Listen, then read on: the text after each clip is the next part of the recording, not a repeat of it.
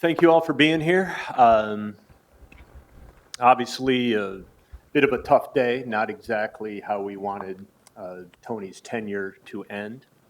The organization obviously owes him a debt of gratitude for the time he spent trying to advance us to our ultimate goals over the last couple of years, and it's obviously disappointing for all of us that this is how it's ended. I think it's important. I don't know who asked about it. I think it might have been Vinny. I think it's really important, especially given some of the tenor and expectations about how his tenure was going to go that were presented up front at the start, at the time of his hiring. So everybody in this room knows he had a private meeting with all the players at 3:45 before he came down here today. Then we wandered down here to start his press conference, and the players independently all showed up here to line the back of this room to show support for him. I think that was a surprise to Tony as well as everyone else with the club, and just goes to speak to the level of admiration that his guys had for him. And it's probably the ultimate compliment that players can show their manager. But moving on to the start of a managerial search, which will officially begin in earnest here in the coming days. We've already met a few times to discuss some of the names and potential candidates on the list. While we don't intend to provide any specific updates or to say if this person is in or out, or to respond to any of your late night texts, James, asking if so-and-so is a candidate or not, we are going to provide general parameters up front. I think ideally, in the end, the right candidate is someone who has recent experience in the dugout with an organization that has contended for championships. Ideally, it's someone who is an excellent communicator, is someone who understands the way the game has grown and evolved in the last decade or so, but at the same time, obviously, respect for old school sensibilities is going to be important as well. One thing that perhaps breaks from the mold of at least the last few hires, having a history with the White Sox, having some sort of connection to White Sox DNA is by no means a requirement. I will say, and somebody's getting a phone call from a healthcare provider in Elmhurst, if you need that. I will say the one exception to that is that Miguel Cairo, based on how he has performed in his acting manager, absolutely is deserving of an interview and will receive one.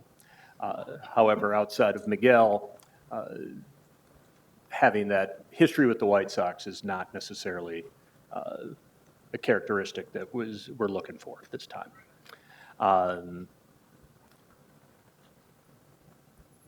Obviously, I'll answer questions to the best we can here once I throw it open, but there's a couple other points that I want to get to. Tony hit on the importance of the fans' reaction this year and what that meant to him. And I want to echo those comments in terms of what it meant to us. We, like the fans, felt the level of disappointment with the performance this year. It's been described to me at times as depressing, disgust, frustration, shock, and I think any of those adjectives are appropriate. And we realize that we have to, despite our expectations, despite what we accomplished over the last couple of years, despite how the world viewed this team entering the 2021 season, we need to earn that respect back from the fans and earn their support over the coming months and into next season. Tony talked about a little bit taking these opportunities for granted, realizing that you have a good team on paper and that all the pundits and the internal projections and external projections have you as the favorite, and that's a trap that you simply can't fall into. And it's one that we won't fall into again.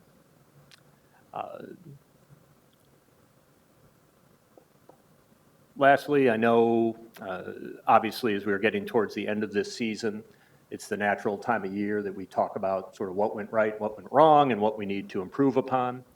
With 3 days left in the season and everyone down there doing the best they can to try to win these last three, I don't want to create too big of a distraction by talking about any specific players.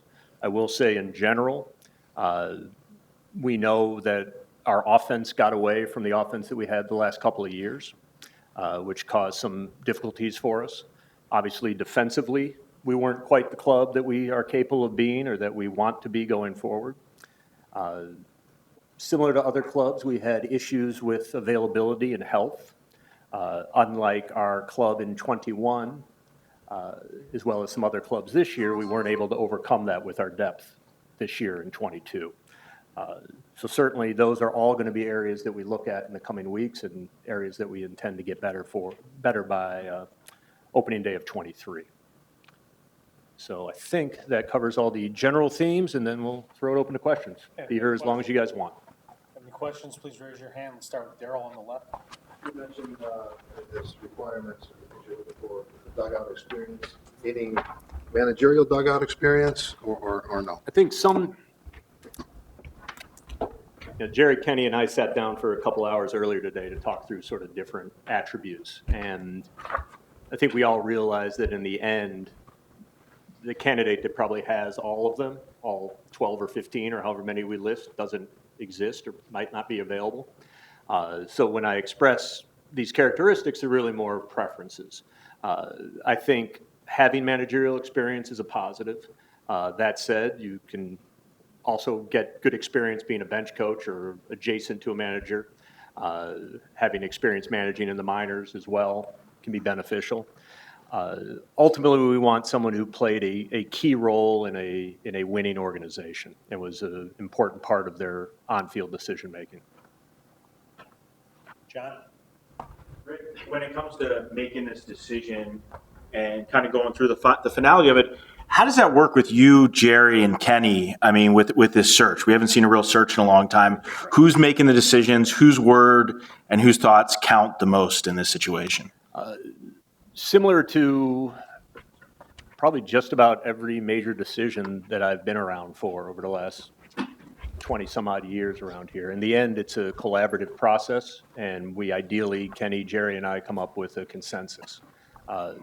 I'll be leading the process. I'll be the one having these initial conversations here, but over the course of the coming months, or coming weeks, I should say, really hope it's not months.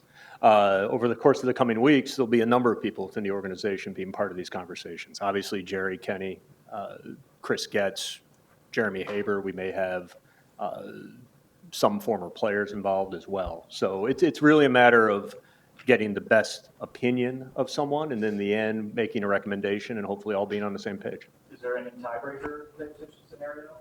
Yeah, it's height. It's by height. No.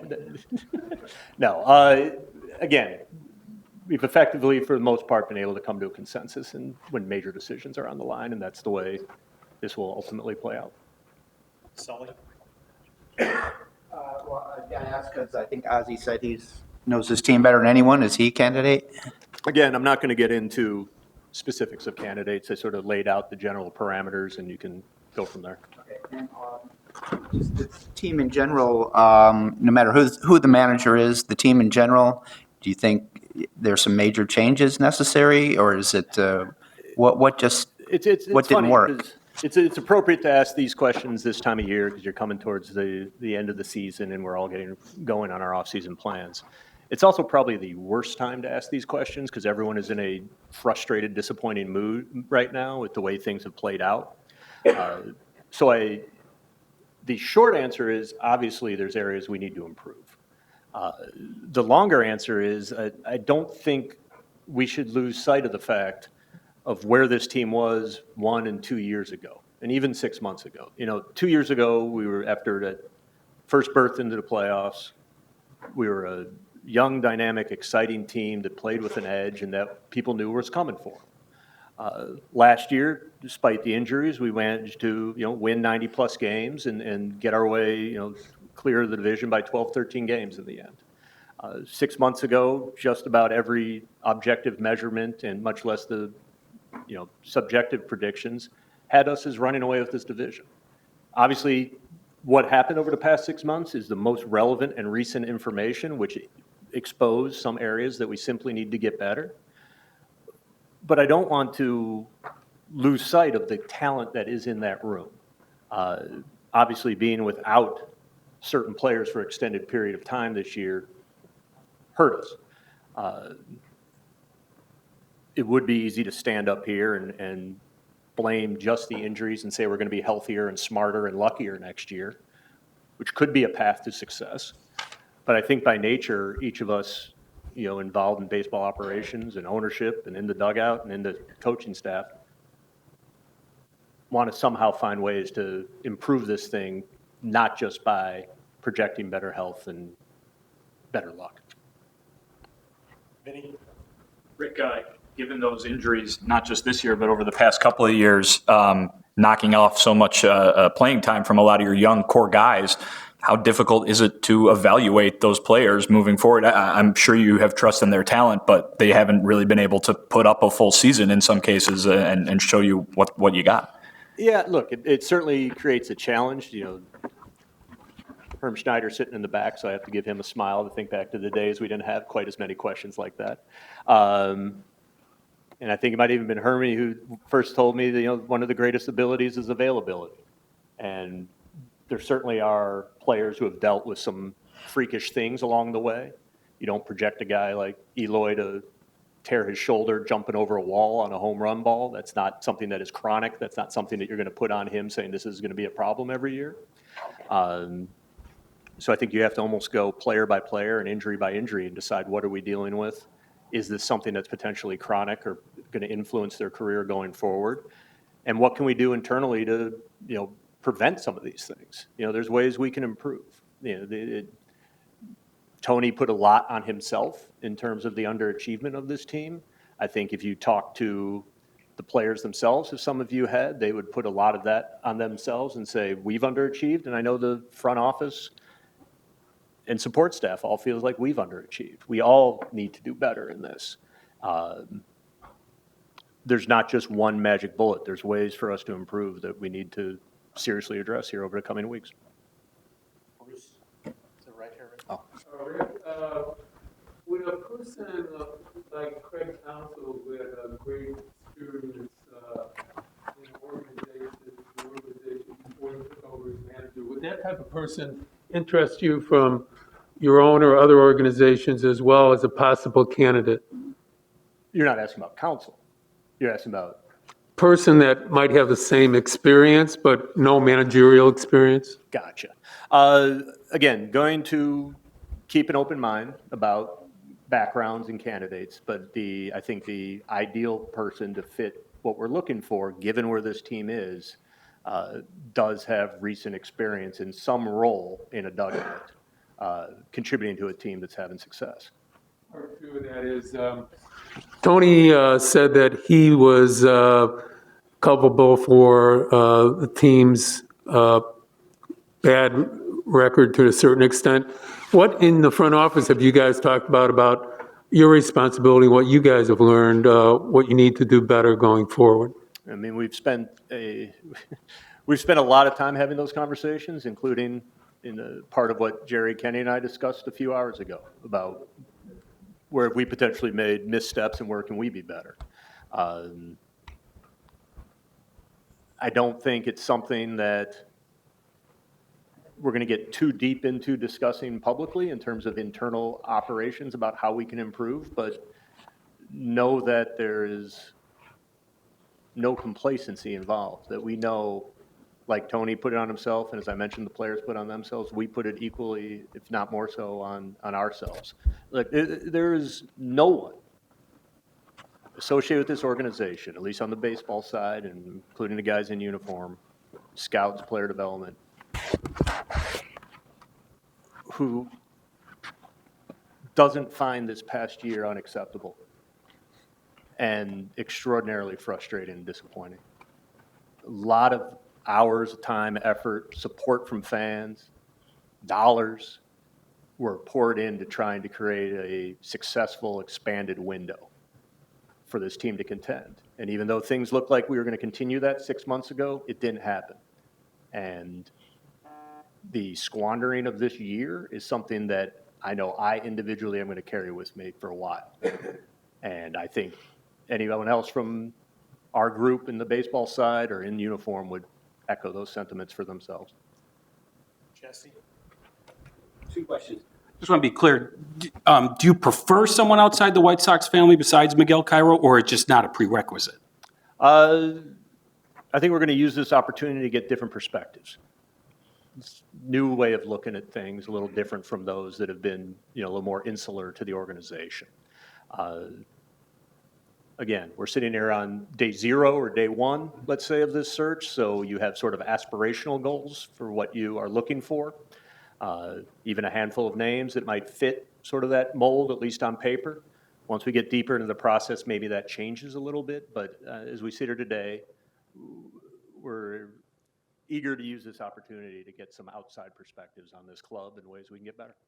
And the second question, I mean, if you listen to a lot of fans, they use the phrase, just baseball player, in the sense like the White Sox don't have enough baseball players, kind of highlighted by Elvis coming over here, the way he played, maybe watching the Guardians, how they play with the motor running high. Do you buy into that there wasn't enough of that this year?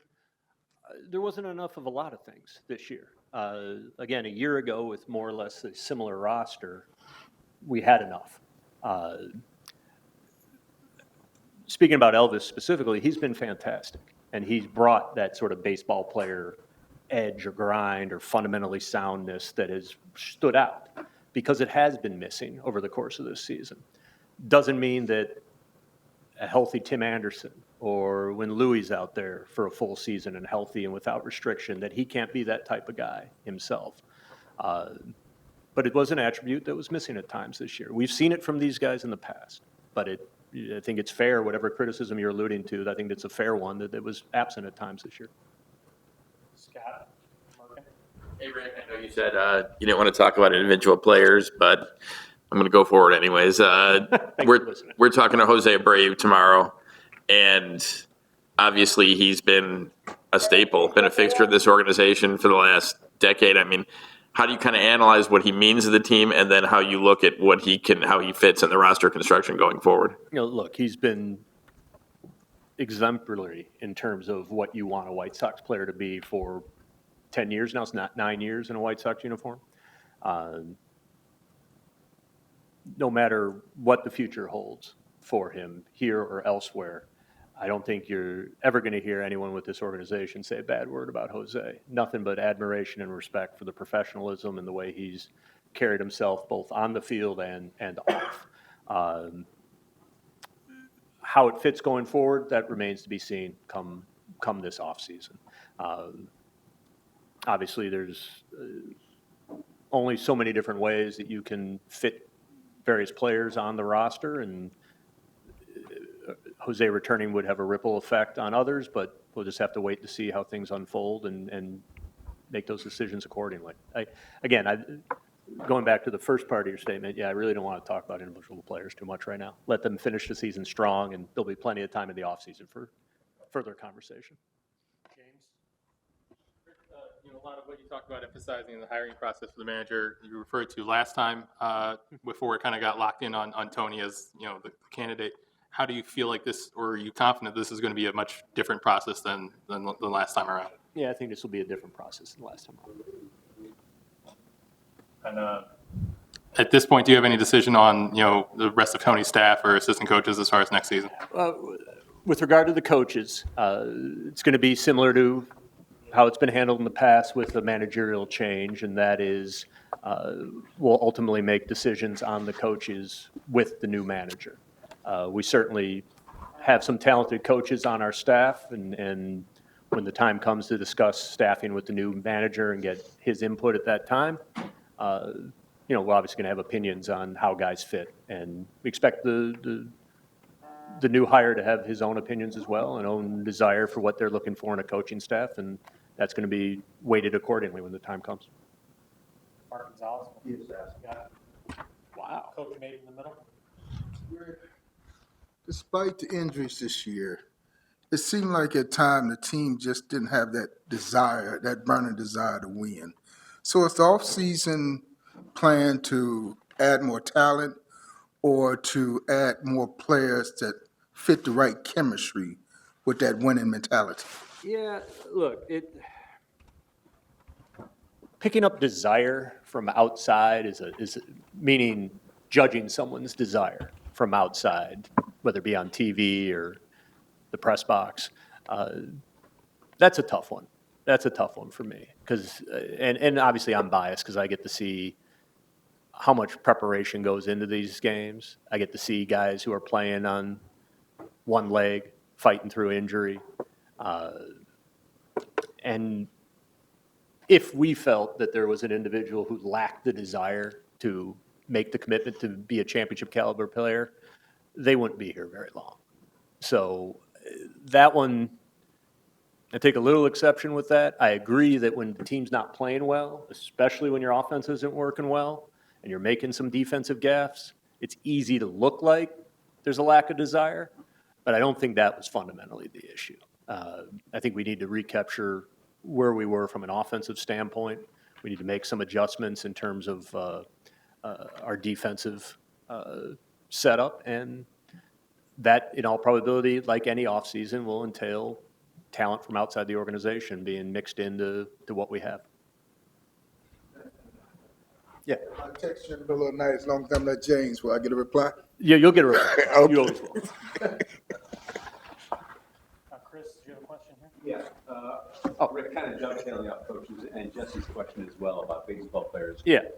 What do you view as you construct for 2023, what do you view as lacking? What do you need more of out of the roster? Again, I think a lot of the issues were with the offense initially. Not having Lance for a couple months, obviously didn't help the rotation, and we had to fill up some innings in ways that didn't measure up ultimately. So I could sit here, Chris, and I do this throughout the season and in the spring. There's always ways to get better. There's always individual spots where you can improve upon. Fundamentally, as I alluded to, we lost our offensive approach. We need to sort of maybe balance out that offense a little bit better. You can say it with, baseball players or guys who grind at bats more. I think a portion of it is getting some of these guys back to the approaches that they had before. In the last couple of years where we had a pretty decent offense running from these guys, as well as improvements we need to make defensively and running the bases. So there's areas to improve. There's not going to be player X that was targeted who was brought in and solves it all individually. There's going to have to be some improvement that comes internally. And the good news is that most of these players have shown that ability in the past. Vinny, on the left. Why did all that stuff happen to the offense? Was that the players receiving a different message than they'd received in the past? Was it them taking it upon themselves to do something differently than they'd done in the past? If there was an easy answer, obviously we would have gotten on it about April 15th and made the corrections. I think the message was the same, if not very similar to what was delivered in the past. And again, Frankie was hitting coach when we had 3 Silver Sluggers in 2020 and 4th in the league and weighted as runs created last year. Like, there's been success with this group, including these coaches. Why things deviated is something that we're going to have to spend a little bit more time talking through individually with players, with the coaches, and trying to get as objective as a read as we can about why we fell short. Again, we've seen the talent perform at an elite level. It's a matter of getting it back to that level. John Greenberg. I'm glad you're calling on guys. I'm not capable of doing this. Rick, obviously this situation didn't happen because of Tony's health issues, but as you're watching this team struggle during the season when Tony is the manager, did you think we're going to have to make a managerial change for next season to change things up? That's hypothetical. I mean, the thing played out the way it played out. None of us are happy with this being the end result. The intent was to Tony was brought in with the absolute best intentions and pure motivation to get us to that last level of winning a championship, to finish off this rebuild with championships. We fell short, and that's disappointing across the board. And it ending this way is unfortunate because, you never want to see someone's health interfere with their career or aspirational goals. But that's the way it played out. Scott Merkin. Rick, you talked a couple times now about past success, about 2020, 2021 for the team and the players. So you're looking more at kind of the back of the baseball card than maybe some underperformance this year from certain guys that can bounce back in 2023?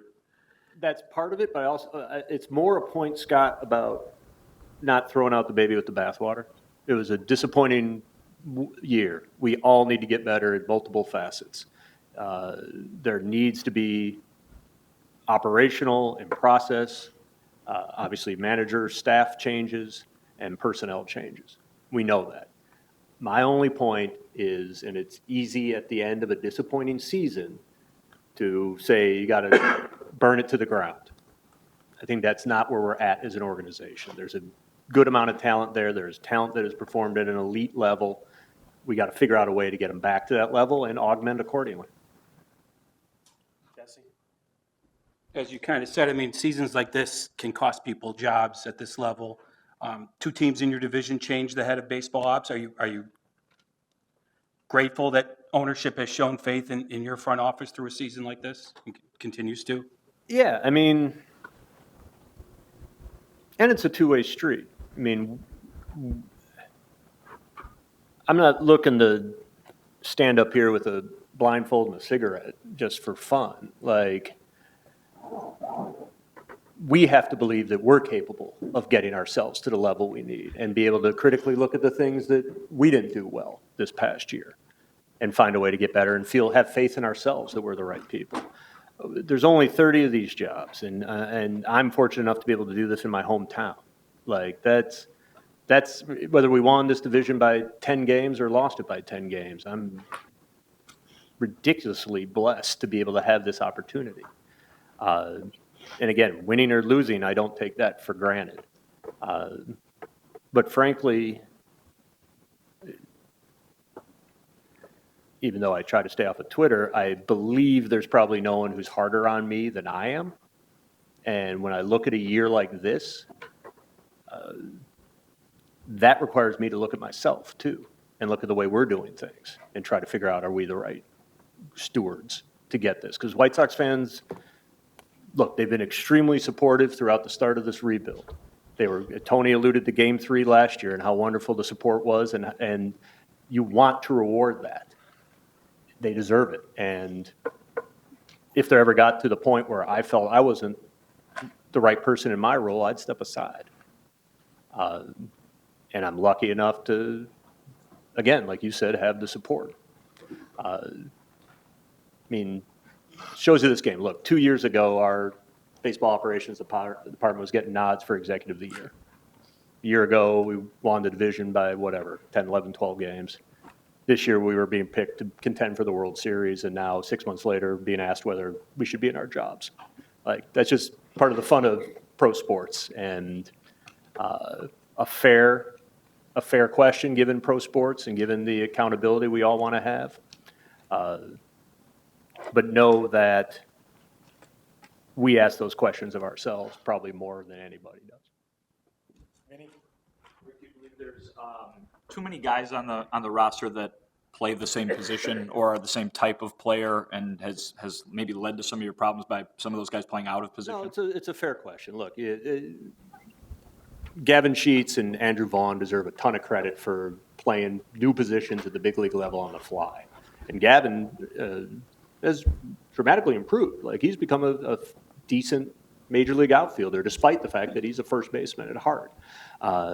Andrew, we talked last year about how much has been put on his plate, given his development path and the pandemic and the position change. Certainly, finding them roles more suited to their natural skill set is one way to potentially get this team better and advance in some of the areas I've mentioned. I'll follow up You've always said, that you kind of approach things by really not taking any ideas off the table in terms of, changing the roster in any way. Does that include this year maybe having to make some tough decisions or just think about maybe breaking up this young core that you've built over the last few years? Yeah, you have to be open to that. You absolutely have to be open to that because there are, look, we're not just going to be able to throw money at the problem. So you might have to get creative, and the trade market may be the more fruitful path for us to go as opposed to free agency over the coming months. And frankly, going back to Jesse's question, you want to make sure that you're comfortable enough to make those tough decisions about players that you may have signed or developed or traded for, and you don't get sort of caught in some sort of bias in favor of, what we thought we put together. But I am confident that we'll be able to evaluate any of the opportunities that come along over the next few months objectively and with the goal of getting us right back in contention for 23, even if that means cutting into guys that we previously thought were going to be, with us for an extended period of time. But yes, we'll be open-minded. James? I think you've alluded to it midseason about maybe the effect of the lockout, but why do you think this team can or will be healthier next year, and why the training staff is situated to ensure that? We are still in the process of evaluating everything we do from a prehab standpoint, a pre-injury prevention standpoint. And I do suspect we're going to have some changes over the course of the coming months or additions in the coming months. I don't think, the weird offseason with a new strength and conditioning staff in place was a bit of a challenge this past year. Being able to send guys home with a specific plan now, and be able to monitor and follow up with it should help us. Doesn't mean there's not other areas that we can improve upon and that we're looking at, and we'll address more directly in the coming months. I do think that the odd offseason and short spring created a lot of problems for us. At the same time, they created problems for all 30 clubs, and we did not respond to it, the challenges, as well as some others did. And that's part of the reason we're here. Could be, yeah. Bruce? Rick, you guys tried to address nothing in the beginning, spend most money in team history on a guy that was down to the left-hand hitter. Philosophically, you still feel generally that if you have great hitters, it doesn't really matter what side they hit from, or does this have to be readdressed in the offseason for it? It's another area that it's fair to ask questions about. I mean, again, we have always erred on the side of get great hitters, and usually your great hitters can hit lefties and righties.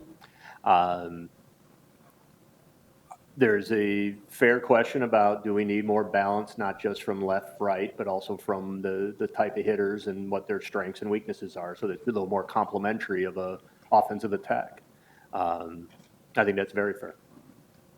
Got time for a few more. We're going to start player availability in the dugout at 5:15. Does anyone else have a call? Sully.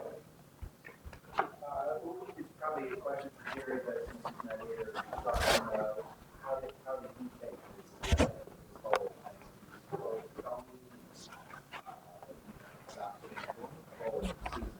I think, I don't think I'm talking out of school when Jerry, Kenny, and I all talked about a couple hours ago about this being our most disappointing season of each of our careers.